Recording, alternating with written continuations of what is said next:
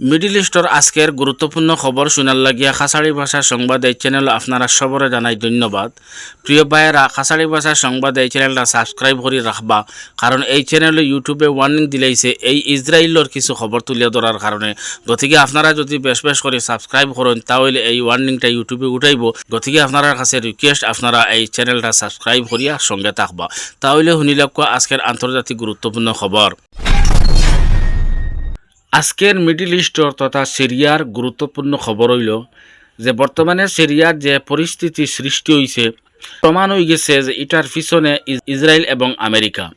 যদিও আমেরিকা কইছে যে সিরিয়ার পরিস্থিতি সম্পর্কে আমেরিকার কোনো সম্পর্ক নাই, আমেরিকা কিছু জানে না, কিন্তু এটা প্রমাণ হয়ে গেছে যে এটার পিছনে ইসরায়েল আছে।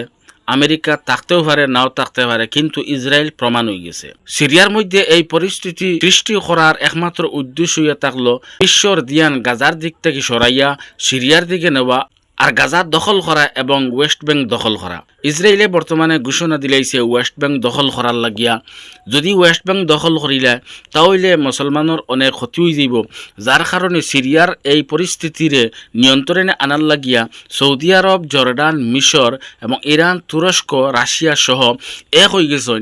এখন অনেক আরবিয়ান কান্ট্রি এক হয়ে গেছেন যে সিরিয়ার যদি সেনাফাটানি লাগে তাহলে সেনাফাটানি হইব, কিন্তু সিরিয়ার পরিস্থিতির নিয়ন্ত্রণে আনতে হইব। বর্তমানে রাশিয়া এবং তুরস্কর সেনা সিরিয়াত পৌঁছে গেছেন এবং হামলা চলের। সিরিয়াত অনেক দিন তাকিয়া শান্তির পরিবেশ আইছিল, সিরিয়ার নাগরিক হলে অনেক দিন থেকে শান্তিতে বসবাস করা এবং সিরিয়ায় অনেক উন্নত অর্জন করছে। বিভিন্ন দেশও সিরিয়ার দূতাবাস বন্ধ আসলো, কিন্তু এখন বিভিন্ন দেশে সিরিয়ার দূতাবাস খোলার অনুমতিও দিলাইছে। বিভিন্ন দেশের লগে সিরিয়ার সম্পর্ক, কিন্তু বর্তমানে ইসরায়েলে সিরিয়ার মধ্যে এই পরিস্থিতি দৌড়াইয়া অশান্তি সৃষ্টি করে লইছে গাজা এবং ওয়েস্ট ব্যাংক তাকিয়া বিশ্বর ধ্যান সরাইবার লাগিয়া।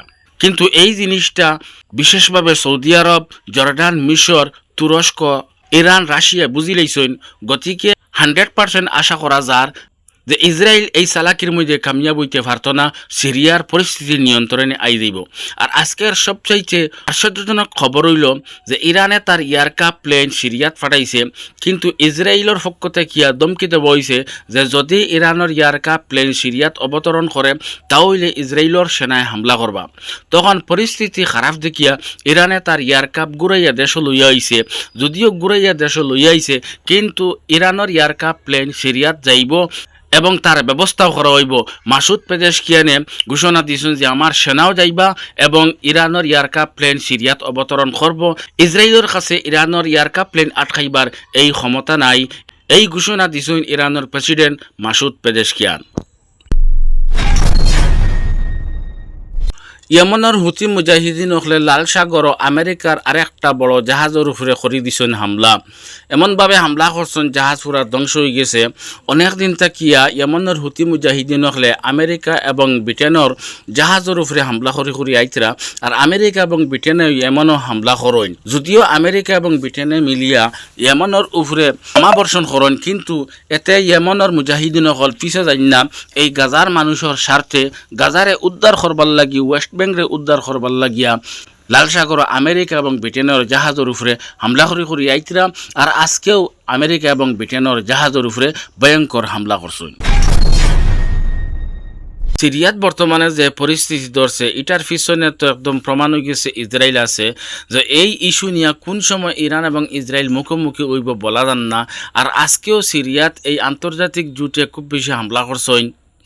সিরিয়ার দেহের এই জোরের বিভিন্ন গ্রামাঞ্চল এই আন্তর্জাতিক জোটে মিলিয়া খুব বেশি হামলা করছেন এবং ইরানের মালয়েশিয়া ঘাটির উপরে হামলা করছেন। আর রাশিয়ার সেনায় আলেপ্পো শহরের বিশ্ববিদ্যালয়ের আশেপাশে খুব বেশি হামলা করছেন। এই হামলাত 5 জন নিহত হয়েছেন। তো এই 5 জন সিরিয়ান নাগরিক না উগ্রবাদী সদস্য এটা নিশ্চিত করা গেছে না। সিরিয়াত বর্তমানে রাশিয়া এবং সিরিয়ার সেনায় মিলিয়া যৌথভাবে আগ্রাসন চালাইয়া যাইতরা, মোকাবিলা করিয়া যাইতরা।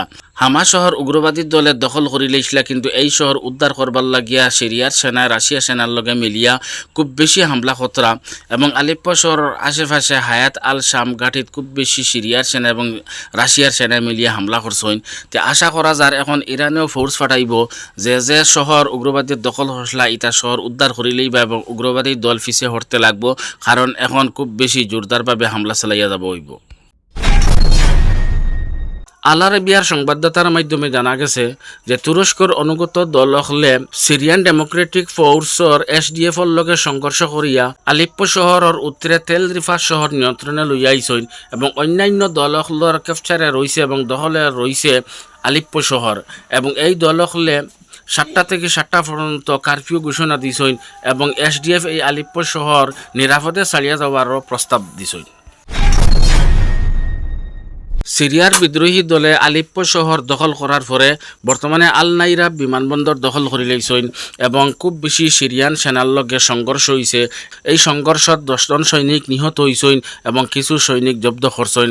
আর আল নাইরা যে বিমানবন্দর দখল করছইন এই বিমানবন্দর সামরিক প্রশিক্ষণ বিমান আসলো এবং হেলিকপ্টারও আসলো, তারা এইগুলা জব্দ করে লইছইন।